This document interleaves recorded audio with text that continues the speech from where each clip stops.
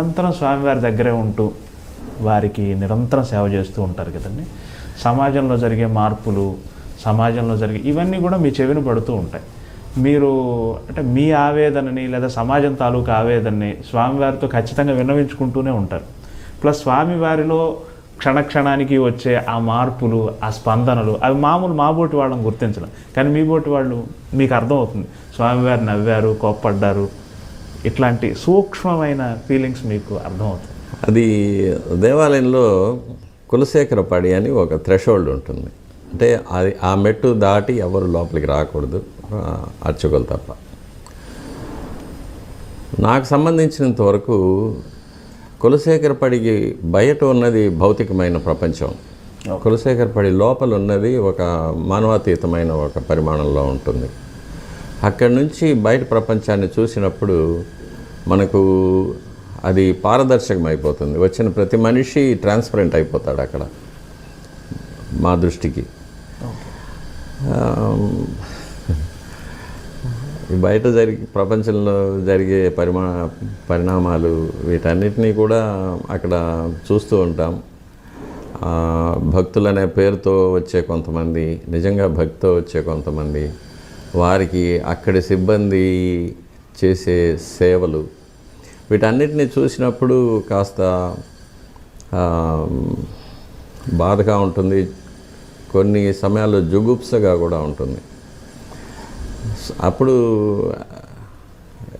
నేను ఈ ప్రపంచాన్ని చూడకుండా స్వామివారి వైపు తిరిగి కూర్చుంటాను. లేకపోతే స్వామివారిని అలా చూసినప్పుడు స్వామివారు నవ్వుతూ ఉంటారు, ఇదంతా నా లీలే, నేనే వీళ్ళందరినీ ఇలా ఆడిస్తున్నాను అంటారు.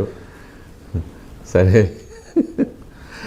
ఇంకా కాకపోతే మనకు రామాయణ మహాభారతాల్లో చెప్పారు యుగ ధర్మాలు అనేది ఉంటాయి.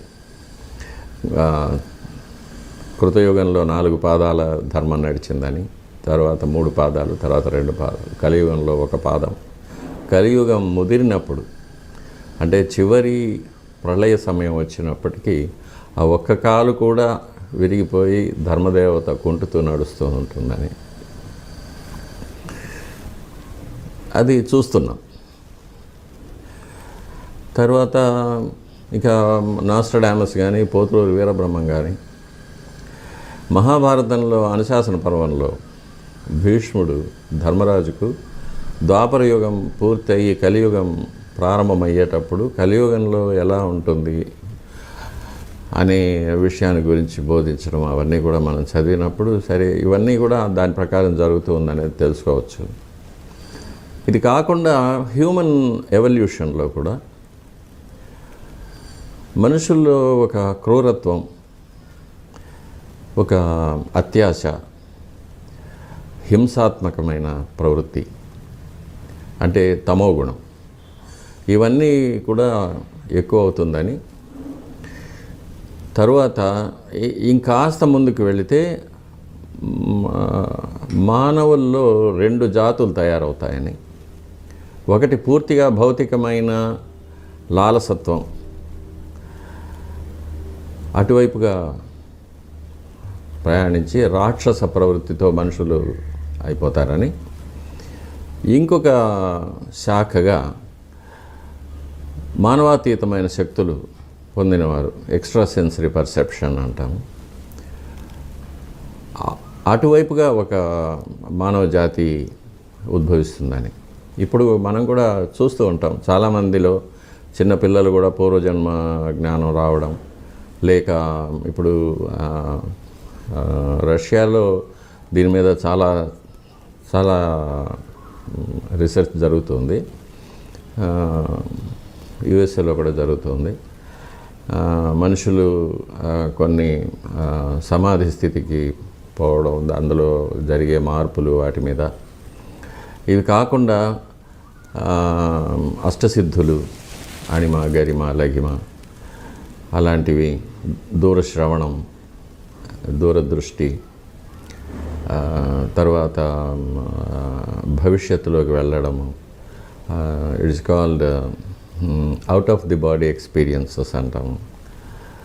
తర్వాత నియర్ డెత్ ఎక్స్పీరియన్సెస్, ఇట్లాంటివన్నీ బయటపడ్డాము. ఇవన్నీ కూడా ఆ దిశగా మనకు కనిపిస్తున్న ఎవిడెన్సెస్ ఇవి. కాబట్టి ఇవన్నీ మనం చూస్తూ ఉంటాము. ఇదే కాకుండా దేవాలయంలో అప్పుడప్పుడు కొంతమంది మహాయోగులు, సిద్ధులు, మహర్షులు కొన్ని పుణ్యదినాల్లో వస్తూ ఉంటారు. వారు కూడా వచ్చి స్వామివారిని దర్శించుకుంటారు. స్వామివారి నుంచి కొంత దివ్యమైన శక్తిని స్వీకరించి వెళ్ళిపోతూ ఉంటారు. వారు మామూలుగా ఎవరితో మాట్లాడరు, ఎవరిని చూడరు, ఎవరిని స్పర్శ చేసుకోరు. కానీ వారు వచ్చినప్పుడు దేవాలయం అంతా కూడా పూర్తిగా ఒక వైబ్రేషన్ ఉంటుంది. అది మనం మహద్వారంలో అడుగు పెట్టేటప్పుడే తెలిసిపోతుంది ఎవరో మహాత్ములు గుడిలో ఉన్నారనేది. అటువంటి వారు కూడా వస్తూ ఉంటారు, పోతుంటారు. అది మీరు అనుభూతి చెందగలరు, మీరు ప్రత్యక్ష సాక్షులు కాబట్టి. అది ఒక వేవ్ లెంత్ అంతే. ఆ వేవ్ లెంత్కి మనం వెళ్తే మనం వీ కెన్ ఫీల్ దెమ్. అది తెలుస్తుంది. చాలామంది ఉన్నారు మన హిందువులు, మహమ్మదీయులు అనేది కాకుండా ఇది ఈ దేహానికి ఉన్న మతము, కులము అవన్నీ, ఆత్మకు మతం, కులం అవన్నీ ఏమీ లేవు. చాలామంది పాశ్చాత్యులు కూడా వచ్చినప్పుడు అటువంటిది ఉంది. వాళ్ళు చూసే విధం, వాళ్ళు స్వామివారి దగ్గర ఆ శక్తిని గ్రహించే విధం, ఇవన్నీ కూడా మనం చూస్తూ ఉంటాం గుళ్ళో కామన్.